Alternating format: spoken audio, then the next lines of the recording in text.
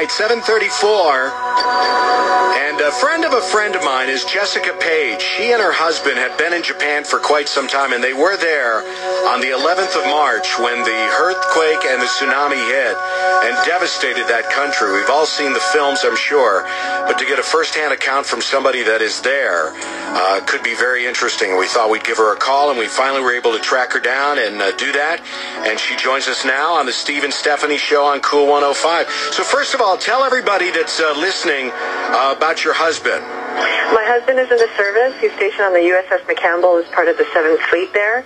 The naval base that we're attached to is Command Fleet Activities Yokosuka, which is about 200 miles south from Sendai. Now, at the time of the earthquake and the tsunami, you were on the base, or you were somewhere, and your husband was at sea. Right. Yeah. And that morning, they were actually headed on a different mission into Korea. So at 2:46 in the afternoon is when it happened. They were already south of Japan, but once they heard it happened, they changed their mission and headed straight to the disaster area. And so where were you at the time? My son and I were actually at the bowling alley on base. And, we typically go through waves of earthquakes. They average about 5.5 or so. But this one was different. We knew it was different as we were sitting there in the bowling alley. The building started to creak. The disco balls were swaying. Everybody just ran out all at once into the parking lot. Once we got to the parking lot, the cars parked were just rocking back and forth. The concrete light posts were swaying like I've never seen before. I don't know if you've ever watched that movie 2012, but I literally thought the earth was going to crumble beneath my feet. It was just unbelievable experience. Wow. It was one of the most scariest experiences ever. Okay, so Jessica, I know you were at the bowling alley with your son, and the wave didn't get up to you, but what did happen there? Well, at that time, we did receive alerts. There were sirens going off, and because we do live along the shoreline, we were told to evacuate, leave the base or move to a higher ground immediately. And so we did that and weren't able to return to our homes until about 10 p.m. at night. Wow. So now, I would imagine you and your son, once your husband finds out where he is on a ship somewhere, that this earthquake has hit and that the tsunami is coming and so forth, that he's panic-stricken about how you guys are, knowing even though that you're on the base and kind of safe from the tsunami. When did he first get a hold of you? How many hours past the earthquake was it before you communicated with him? Wow, it was probably about 12 hours later. Wow. We touched base about 3 o'clock in the morning. He obviously didn't know where we were at the time, and it was hard because everybody was trying to dial out, so phone lines were constantly busy. And I was afraid for the ship because I didn't know what position they were in when the tsunami came. Oh, I can't even imagine. So, we were just both terrified, wondering how each other were doing. What can you tell us about your husband? He was on the ship. Was there any damage, or what was it like for him? No damage at all. They're safe and sound, and, yeah. This is KOOL 105 in Denver. It's the Steve and Stephanie Morning Show. Our guest is Jessica. We're speaking to her in Japan. She's been there since December 2010. Her husband is in the Navy. He was on board a ship when the earthquake and the tsunami disaster struck that country on March 11th, and she's sharing her experiences with us. So most of the damage, it seemed, was done by the earthquake exactly where you were. What happens at a naval base when an earthquake hits? Can you take us through that? As far as the community pulling together, it was just amazing. We knew that as a community, we were there. We were just thankful to be part of Japan. They are our hosts, and the least that we can do is come together.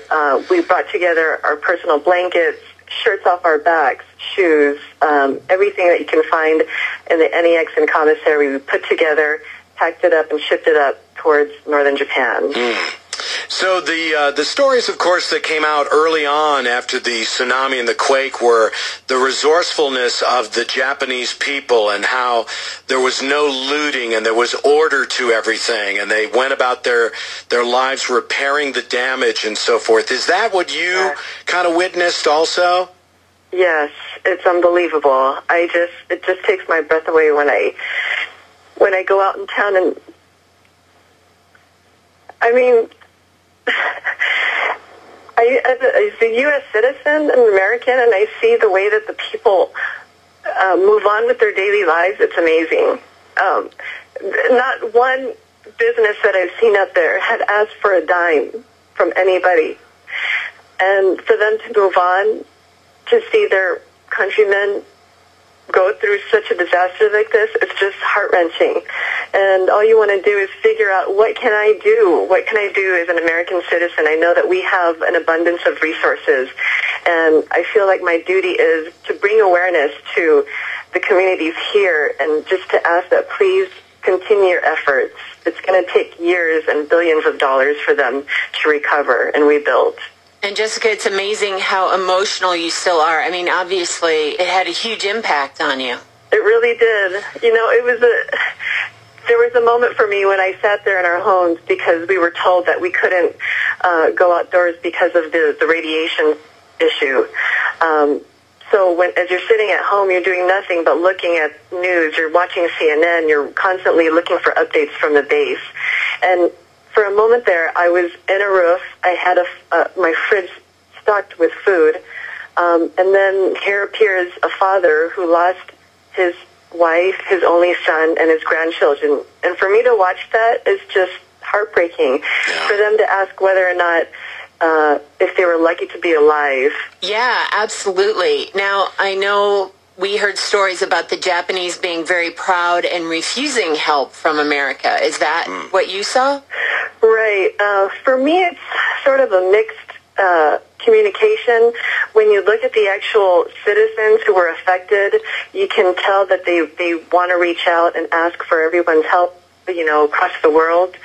But when you look at reports on the news and you hear how the Japanese want to make sure they try to do this on their own as far as it relates to the nuclear issue, I know that on base, the news that came to us was that we were always on standby.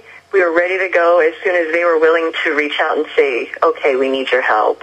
You know, in the beginning of the conversation, you mentioned the movie 2012 with John Cusack and how that looked. And did you ever see that, Stephanie? Yeah, I did. So, yeah, the roads buckling and waving. Crazy. That's exactly what it looked like, almost like a Hollywood production of a disaster movie. And I don't want to get you emotional again, but to let people know here in the Denver area about the devastation, what was the most devastating thing you did see? The scariest thing that I saw on base was the small children that were separated from their parents, because obviously they were at work. It was 2:45 in the afternoon, and you still had children in school. You saw children alone on top of this hill, waiting, crying, not knowing what to do next. That was the scariest thing for me. Mm-hmm. You know, and my final thought is we all know how 9/11 kind of changed us here in the U.S., even if it was for a short time. I mean, you know, in New York City, there were no more honking of horns from cab drivers, at least for, you know, a number of months afterwards, and people came together throughout the country and all. And I imagine people are people no matter what the culture. And have you seen a change in the Japanese people over there after this? You know, the thing about Japan is that the people there are so resilient. They're humble. When we go off base and go to the local restaurants, they continue to do the same. Their customer service is unbelievable. And like I said, I have not seen one can ask, you know, typically you'd see a donation can out there on the register in America, for example. Mm-hmm. But I did not see anything like that. So I would just like to say that, if anything, the American Red Cross would be the first place I would like to send somebody. Okay, sounds like a plan. And we have a link up on our site, too, on KOOL105.com, where people can donate to the American Red Cross. Right. Jessica, thank you so much. I know this is a painful experience. It's an incredible what you went through, and thank you so much for sharing it with us here. And for your husband's service to the country on board the USS McCampbell. Yes. Thank you again. Thank you so much. All right. Take care. Okay, you too. Bye-bye.